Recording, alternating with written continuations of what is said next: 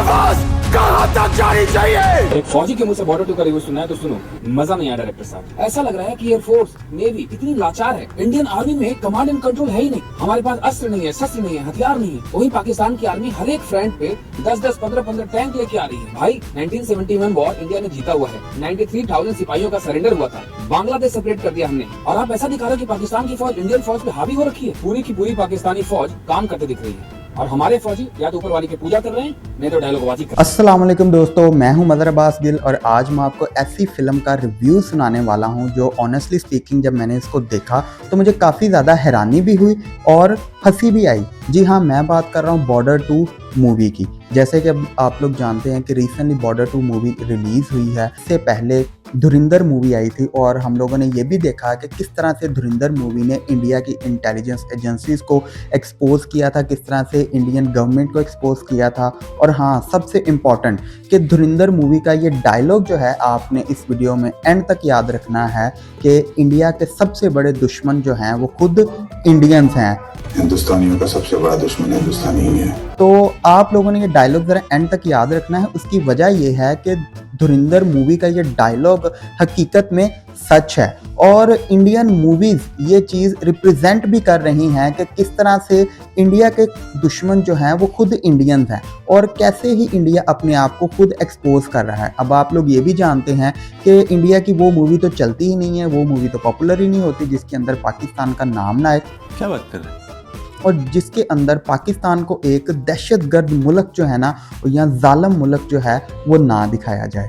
तो चलिए शुरू करते हैं बॉर्डर 2 मूवी का रिव्यू और देखते हैं कि इस मूवी के अंदर ऐसा क्या हुआ है कि जो मुझे इस मूवी का रिव्यू करने की ज़रूरत पड़ी है। या आप लोग ये कह सकते हैं कि ब्लूपर्स के अंदर ये मूवी है या मूवीज़ के अंदर ब्लूपर्स हैं। ये तो शायद आप लोग खुद जो है जब आप लोग इस मूवी को देखेंगे तो वो बेहतर तरीके से जो है ना वो बता सकते हैं। तो देखिए, मैं पाकिस्तानी हूँ और जब मैंने सुना कि बॉर्डर 2 मूवी आ रही है तो मैंने कहा चलो देखते हैं कि इस बार इंडियन सिनेमा ने 1971 की जंग को किस तरह से पोर्ट्रे किया है। क्योंकि याद रखिएगा बॉर्डर 1 जो 1997 में मूवी आई थी वो टेक्निकली और इमोशनली इतनी स्ट्रॉन्ग थी कि इवन पाकिस्तान ने भी फिल्म मेकिंग को अप्रिशिएट किया था। लेकिन दोस्तों, बॉर्डर 2 देखने के बाद मुझे ये कहना पड़ रहा है कि अगर पाकिस्तान की आर्मी ने ये मूवी देख ली तो वो ये सोचेगी कि इंडियन आर्मी को कितना वीक दिखाया गया है इस मूवी के अंदर कि अगर मैं पाकिस्तानी आर्मी हूँ तो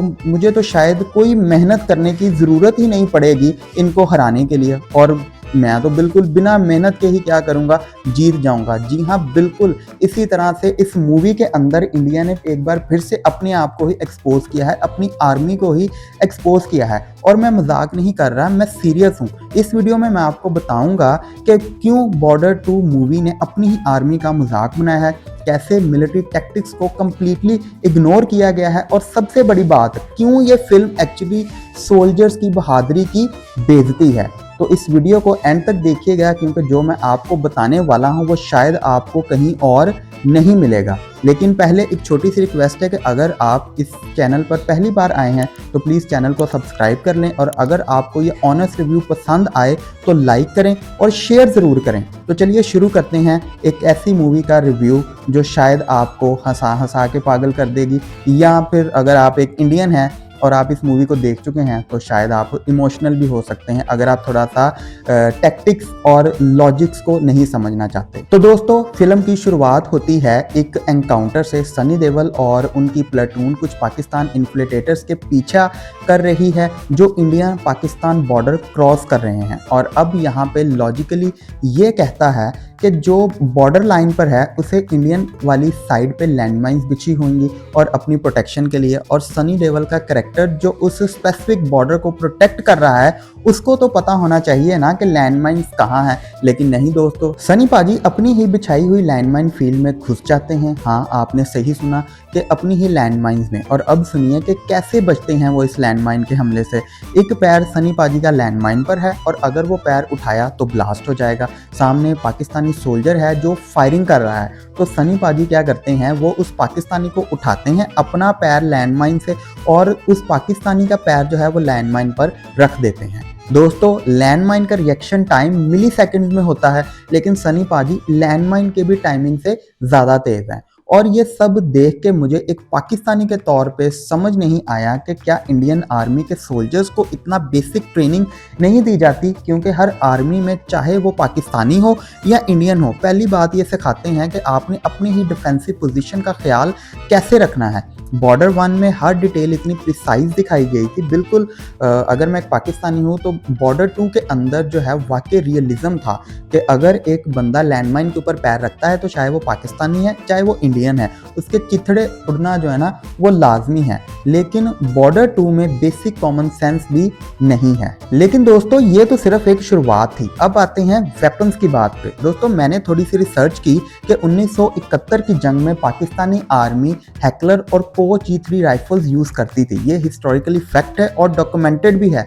लेकिन बॉर्डर 2 में क्या दिखाया गया कि हर पाकिस्तानी सोल्जर के हाथ में AK-47 है। अरे भाई 1971 में AK-47 पाकिस्तानी आर्मी में कॉमन नहीं थी, इवन यूएस मिलिट्री में भी बहुत रेयर थे उस टाइम।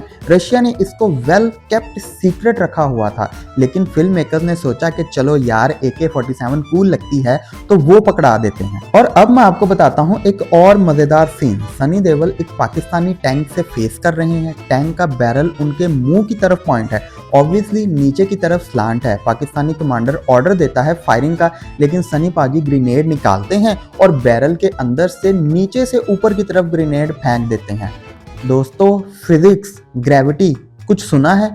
अगर वो नीचे से ऊपर फेंक रहे हैं और बैरल स्लांटेड है तो ग्रेनेड वापस उन्हीं पे गिरना चाहिए, लेकिन नहीं, ये तो सनी पाजी हैं, फिजिक्स भी उनके आगे हार मान लेती है। और ये देखिए कि एज अ पाकिस्तानी मुझे हंसी आ रही थी, क्योंकि अगर ये किसी एक्चुअल जंग में होता तो मेरे ख्याल से नतीजे या रिजल्ट्स कुछ और ही होते। लेकिन अभी तक जो भी देखा है वो तो कुछ भी नहीं है जो आगे मैं आपको बताने वाला हूँ। दोस्तों फिल्म में एक पाकिस्तानी सिग्नल हिल है, वहां से पाकिस्तानी आर्मी को सिग्नल्स जाते हैं। सनी देओल का प्लान है कि उस सिग्नल हिल को कैप्चर करो, कम्युनिकेशन ऑपरेटर को मार दो ताकि पाकिस्तानी आर्मी को सिग्नल ना जा सके। बिल्कुल स्मार्ट प्लान है, मिलिट्री टैक्टिक्स में सेंस भी बनता है। लेकिन अब आप जरा इस प्लान की एग्जीक्यूशन को देखिएगा इस फिल्म के अंदर।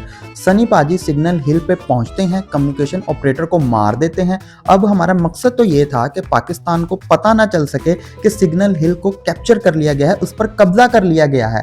लेकिन सनी पाजी क्या करते हैं, पाकिस्तानी कम्युनिकेशन डिवाइस उठाते हैं और जब पाकिस्तानी कॉल करते हैं तो खुद बता देते हैं कि हम आ गए हैं, आर्मी आ चुकी है और रशीद जा चुका है। मतलब भाई आपका मकसद तो ये था कि पाकिस्तानियों को पता ना चले कि आपकी जो हिल सिग्नल है उस पर कब्जा कर लिया गया है।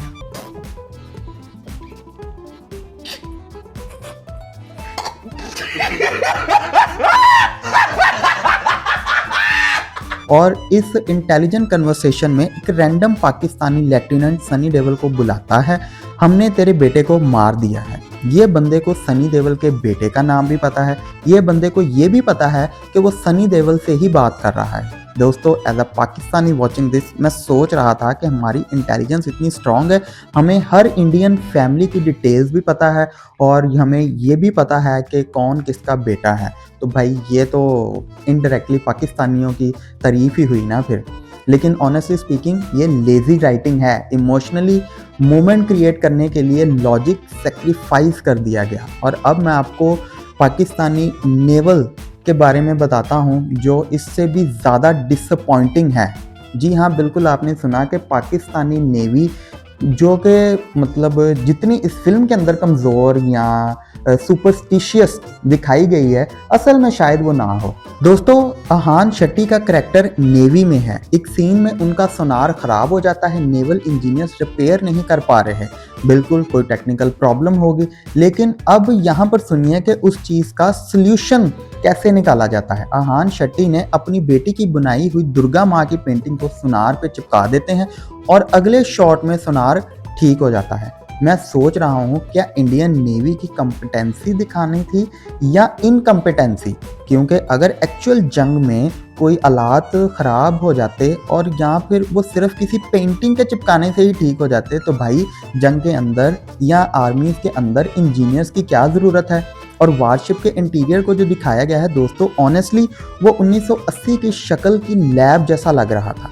रैंडमली कलर्ड बटन्स चिपकाए हुए हैं जैसे किसी एल्फी के साथ लगा दी हों, लाइट्स जल रही हैं, कोई रियलिस्टिक नेवल एनवायरनमेंट नहीं दिखता। इवन अयान शट्टी की यूनिफॉर्म पे जो नाम बैज लगा हुआ है वो प्रॉपर मिलिट्री बैज भी नहीं है, ऐसा लगता है जैसे किसी कागज़ के टुकड़े पर नाम लिखकर चिपका दिया गया हो। तो as a Pakistani watching this मुझे बड़ा अफसोस हो रहा था, क्योंकि इंडियन नेवी की एक्चुअल कैपेबिलिटीज़ मेरे ख्याल से वीक तो होंगी, लेकिन इतनी भी वीक नहीं है कि जितनी इस मूवी के अंदर उनको दिखाया गया है। लेकिन दोस्तों अब मैं आपको सबसे इम्पोर्टेंट बात बताता हूँ, वो बात जो इस फिल्म की असली प्रॉब्लम है। देखिए दोस्तों, मैं पाकिस्तानी हूँ, 1971 की जंग में पाकिस्तान हार गया था। अब आप लोग ये सोचेंगे कि भाई ये बंदा पाकिस्तान की हिस्ट्री को पढ़ के भी ये कह रहा है कि पाकिस्तान 1971 की जंग हार गया था। तो भाई ये मैं नहीं कह रहा, ये इंडियंस अपने बच्चों को हिस्ट्री की किताबों में पढ़ाते हैं कि किस तरह से पाकिस्तान 1971 की जंग हार गया था और किस तरह से 93,000 के करीब सिपाहियों ने सरेंडर किया था और किस तरह से बांग्लादेश अलग हो गया था। लेकिन बॉर्डर 2 देखने के बाद मुझे ऐसा लग रहा था कि इंडियन आर्मी इनकम्पिटेंट थी, पाकिस्तानी आर्मी डोमिनेंट थी, जो कि एक्चुअल में रियलिटी भी है। अब मुझे इस चीज़ की समझ नहीं आ रही कि यहाँ पर इंडिया जो है वो अपने बच्चों को किताबों में कुछ और पढ़ाता है और इंडियन मूवीज़ के अंदर उनको कुछ और देखने को मिलता है। तो भाई ये चीज़ ना थोड़ी सी समझ से बाहर है कि क्यों आखिर इंडिया जो है वो ऐसा कर रहा है कि हिस्ट्री की किताबों में कुछ और पढ़ाया जा रहा है और दिखाया कुछ और जा रहा है कि किस तरह से पाकिस्तानी आर्मी जो है वो डोमिनेंट है, किस तरह से इंडियन आर्मी के पास कोई असला नहीं है, किस तरह से इंडियन आर्मी के पास कोई अच्छे इंजीनियर्स नहीं है। तो ये सवाल थोड़ा सा समझ से बाहर है और मेरे ख्याल में यही इस फिल्म की सबसे बड़ी प्रॉब्लम है। इंडियन सोल्जर्स ने जंग में एक्स्ट्रा ब्रेवरी दिखाई थी, टैक्टिकल एक्सीलेंस था, बिल्कुल जैसे आप लोग हिस्ट्री में पढ़ाते हैं, बेटर प्लानिंग थी, बेटर एग्जीक्यूशन थी, इसलिए तो वो जीत गए थे। मैं फिर से दोबारा कह देता हूँ कि ये इंडियन हिस्ट्री के मुताबिक मैं कह रहा हूँ कि जो वो अपने बच्चों को इंडिया की हिस्ट्री में पढ़ाते हैं। लेकिन बॉर्डर 2 में उन्होंने क्या दिखाया है कि सोल्जर्स अपनी ही लैंडमाइन में घुस रहे हैं, बेसिक वेपन्स नॉलेज नहीं है, स्ट्रेटेजिक डिसीजंस बेवकूफ़ी से भरे हैं और हालात पेंटिंग चमकाने से ठीक हो रहे हैं, इंटेलिजेंस कंप्लीटली एब्सेंट है। ठीक है, तो यहाँ पर अब आप लोगों को ये समझने की ज़रा ज़रूरत है कि इंडिया जो है वो क्यों ऐसा कर रहा है। इंडिया हिस्ट्री की किताबों में अपने बच्चों को कुछ और पढ़ा रहा है और मूवी के अंदर कुछ और दिखा रहा है। तो जैसे कि अक्सर हम लोग अपने दोस्तों को कह देते हैं कि भाई तू बहुत बड़ी फिल्म है। अब इस चीज़ का मतलब क्या होता है कि भाई वो जो कुछ दिखा रहा है या जो कुछ वो बोल रहा है, वो बता रहा है, वो सब झूठ है, वो सब एक फिल्म है। तो यहाँ तो फिर आप अपनी मूवीज़ के ज़रिए अपने इंडियंस को ये मैसेज दे रहे हैं कि भाई हम लोग जो भी दिखाते हैं वो झूठ ही है, वो सिर्फ और सिर्फ फिक्शन ही है, उसको सच नहीं मानना। तो ये एक सवालिया निशान है इंडियन फिल्म हिस्ट्री पर। और अगर मैं अपना ऑनेस्ट रिव्यू दूं इस मूवी के बारे में तो ये बहुत ही बेइज्जती है इंडियन सोल्जर्स की और इंडियन आर्मी की और उनकी बहादुरी पर ये एक सवालिया निशान है। बॉर्डर 1 ने 1971 की जंग को शायद थोड़ी बहुत रिस्पेक्ट दी थी कि किस तरह से उन्होंने इमोशनली परफॉर्म किया था, इमोशनली डेप्थ थी उस मूवी के अंदर, टेक्निकली एक्यूरेसी थी और रियलिज्म था। सोल्जर्स की बहादुरी को भी मेरे ख्याल से थोड़ा बहुत उन्होंने दिखाया था और इवन के पाकिस्तानियों ने भी इस फिल्म को देखा था और उसे थोड़ा बहुत अप्रिशिएट भी किया होगा। लेकिन बॉर्डर 2 ये सिर्फ पैट्रियटिज्म के नाम पर पैसा कमाने की कोशिश है। एक्चुअल सोल्जर्स के सैक्रिफाइसेस को कॉम्प्रोमाइज किया गया है बिना उन्हें प्रॉपर रिस्पेक्ट दिए। तो दोस्तों, मैं हूं मजहर अब्बास गिल और एक पाकिस्तानी तौर पर यह कहना चाहता हूं कि अगर आप सच में अपने सोल्जर्स को रिस्पेक्ट देना चाहते हैं तो उनकी एक्चुअल बहादुरी को दिखाएं, उनके एक्चुअल टैक्टिक्स को जो है वो दिखाएं, ना कि उनको सुपरमैन बना दिया जाए और उन्हें ओवर टैलेंटेड और ओवर क्लेवर जो है ना वो दिखाया जाए, ताकि आपकी फिल्म के अंदर जो है वो रियलिज्म भी नजर आए, ना कि ऐसा हो कि जैसे एक फिल्म जो है वो फिल्म ही है बस, कि आप लोग VFX की मदद से जो मर्जी दिखा रहे हैं। ठीक है, ये बंदूक से धुआं निकल रहा है लेकिन असल में वो निकल नहीं रहा होता। तो फिल्म को जो है वो एक मूवी के अंदर एक मूवी को एक मैसेज के तौर पर जो है ना वो दिखाएं, ना कि बल्कि आप जो है अपने आप को एक्सपोज करें। धुरंधर मूवी के अंदर भी आपने ही अपनी ही गवर्नमेंट को, अपनी ही इंटेलिजेंस एजेंसीज को जो है ना वो एक्सपोज किया था और वो चीज़ तो आप साल से करते आ रहे हैं कि जिसके अंदर पाकिस्तान का नाम ना शामिल हो, जिस फिल्म के अंदर पाकिस्तान का नाम नहीं होगा वो मूवी तो आपकी चलेगी नहीं। तो मेरे ख्याल से आपको ये टेक्निक और टैक्टिक्स के ऊपर जो है ना वो थोड़ा सा ज़रा सोचने की ज़रूरत है कि किस तरह से एक मूवी को जो है वो ऑनेस्टली जो हुआ था वो दिखाया जाए। और अगर आपको ये ऑनेस्ट रिव्यू पसंद आया है तो प्लीज़ लाइक करें, शेयर करें और सब्सक्राइब करें और कमेंट्स में बताएं कि आप क्या सोचते हैं और आप कहां से वीडियो को देख रहे हैं वो भी कमेंट सेक्शन में ज़रूर बताएं। अगर आप पाकिस्तानी हैं तो वीडियो को लाइक लाजमी करें। मिलते हैं अगली वीडियो में, तब तक के लिए अल्लाह हाफिज़।